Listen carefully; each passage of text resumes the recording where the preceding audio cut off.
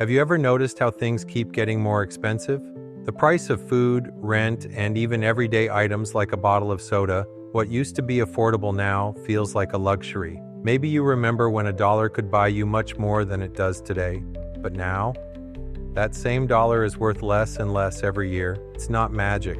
It's not just random. It's something called inflation. And it affects everyone, whether you realize it or not.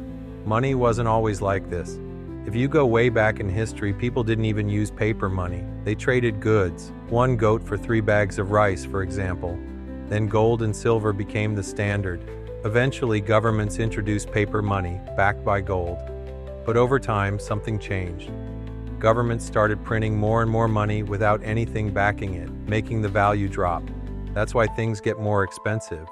It's not that prices are going up, it's that the money you hold is worth less than before. Now imagine this. You've been saving up for years, putting your money aside, hoping to build wealth. But without you realizing it, the value of your savings is shrinking. What used to be enough for a new car might now barely cover a down payment. And the worst part? You have no control over it. The government prints more money whenever they want, and every time they do, your savings lose value.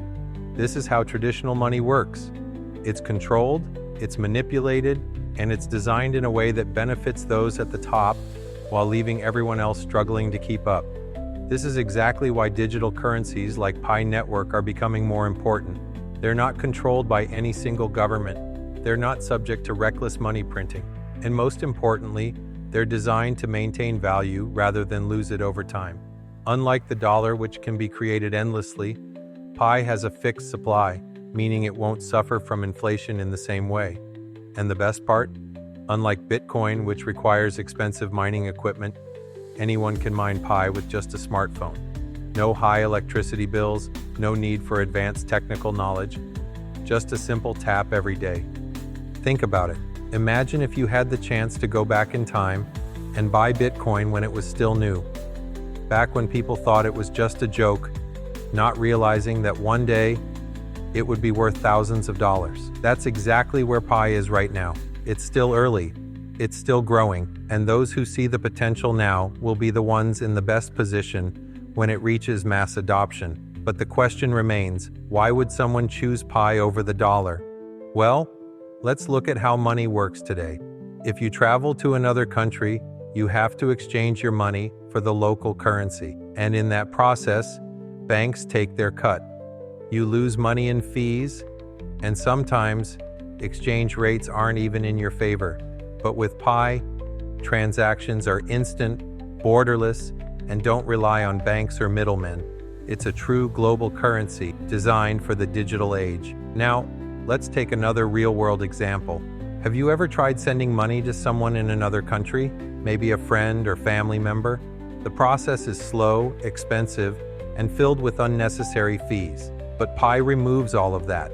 It's fast, secure, and doesn't require approval from a central authority. You send it directly, without delays, without extra charges, and without worrying about whether your bank will block the transaction. And here's another key point. Pi's value grows as more people use it. It's like joining a movement before the rest of the world catches on. The more adoption, the stronger the network.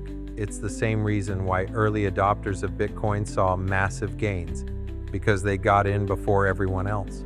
Pi is still in its early stages, and those who recognize its potential now are setting themselves up for the future.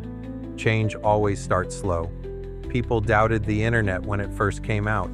They said it was a fad. The same thing happened with social media. People laughed at it, saying it would never be taken seriously.